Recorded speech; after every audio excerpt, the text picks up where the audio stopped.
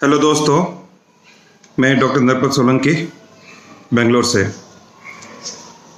अभी काफ़ी दिन से मेरे पास बहुत सारे कॉल आ रहे हैं और ये पूछ रहे हैं ब्लैक फंगस, वाइट फंगस और इसके बारे में जो लोगों के अंदर घबराहट है उसको देखते हुए मैं ये वीडियो बना रहा हूँ।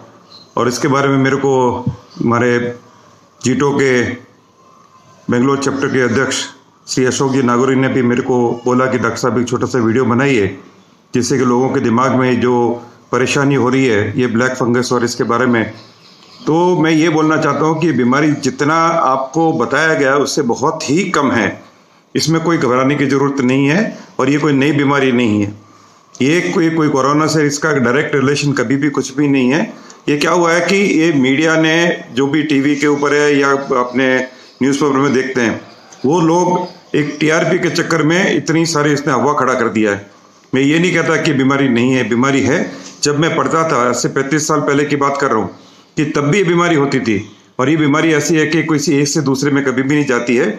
और ये बीमारी किस में आती है उसके बारे में मैं आपको थोड़ी सी जानकारी देना चाहूँगा। ये बीमारी ज़्यादातर जिनके अंदर इम्यूनो कम्प्रोमाइज्ड लोग होते हैं, जैसे किसी को कैंसर है या कैंसर की दवाई चल रही है, या जो बॉडी से बहुत वीक है, या तीसरा जो अनकंट्रोल्ड डायबिटीज़ है, या जिनको स्टेरॉइड्स ले रहे हैं वो किसी भी कारण से, वेदर कोविड के कारण ले रहे थे या नॉन कोविड के कारण ले रहे थे, या जो लोग काफ़ी दिन तक आईसीयू में रहे हैं जिनको कंटिन्यूस ऑक्सीजन लगी है, या जो वेंटिलेटर पे रहे हैं, उन लोगों को ये बीमारी आने के ज़्यादा चांस रहते हैं। बाकी नॉर्मल पॉपुलेशन में चांसेस मैं बोलता हूँ कि लाख में एक भी नहीं है कि 10 लाख में भी एक नहीं है, क्योंकि नॉर्मल में बीमारी आती नहीं है। ये एक्चुअल में ये फंगस, ब्लैक फंगस जो भी बोल रहे हैं, इसका मेडिकल नाम है वो है म्यूकोमाइकोसिस।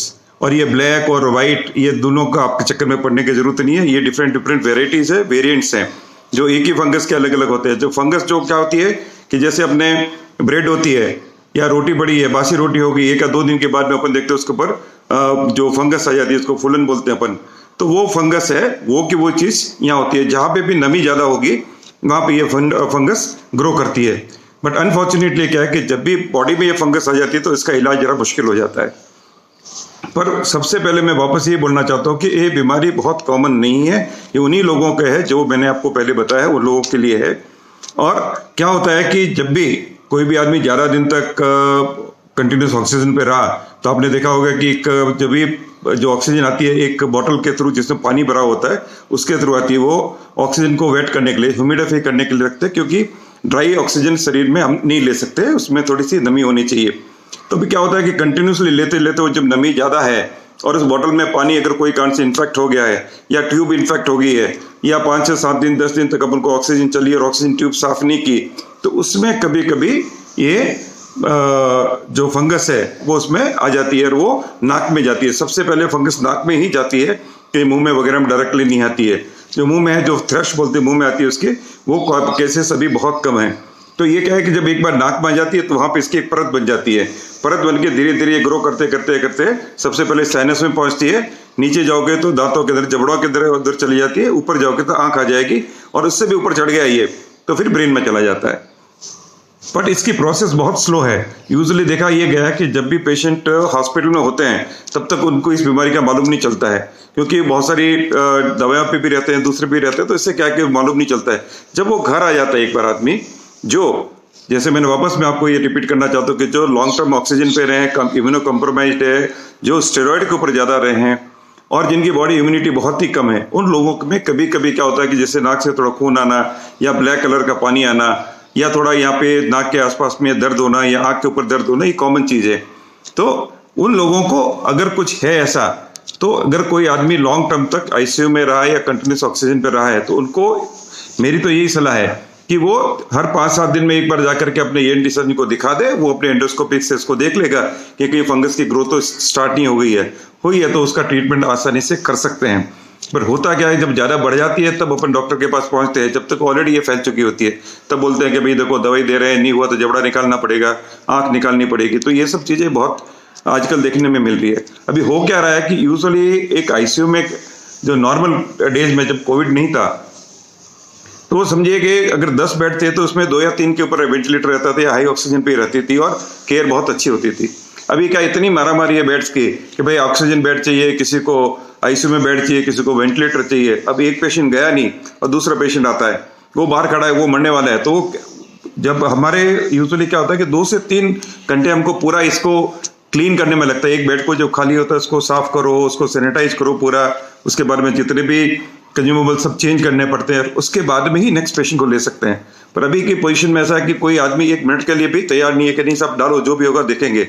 और डॉक्टर को भी यही करना पड़ता है, चलो एक बार तो डालो, बचेगा तो फिर बाद में देखेंगे। तो ये हालत में कई बार थोड़ा सा जो हाइजीनिक लेवल है वो भी कम हो जाते हैं। और दूसरा, इतनी दिन तक जो भी जिसने भी कोविड की भी दवाएं ली है जिसमें स्टेरॉइड एक मुख्य है, तो वो स्टेरॉइड इसलिए देना जरूरी है कि अगर नहीं दोगे तो आदमी ऐसे ही मर जाएगा। नहीं मर गया तो उसको फिर क्या कर सकते हो। तो इसलिए स्टेरॉइड इज लाइफ सेविंग। तो मैं ये नहीं कहूँगा नहीं स्टेरॉइड नहीं लेना चाहिए, ये जजमेंट है डॉक्टर का भी। इसको लगेगा कि भाई इन्फ्लेमेशन ज्यादा है तो उसको दबाने के लिए सिवाय स्टेरॉइड के कोई लेना देना कोई दूसरी दवाई है ही नहीं, तो ठीक है स्टेरॉइड लेंगे।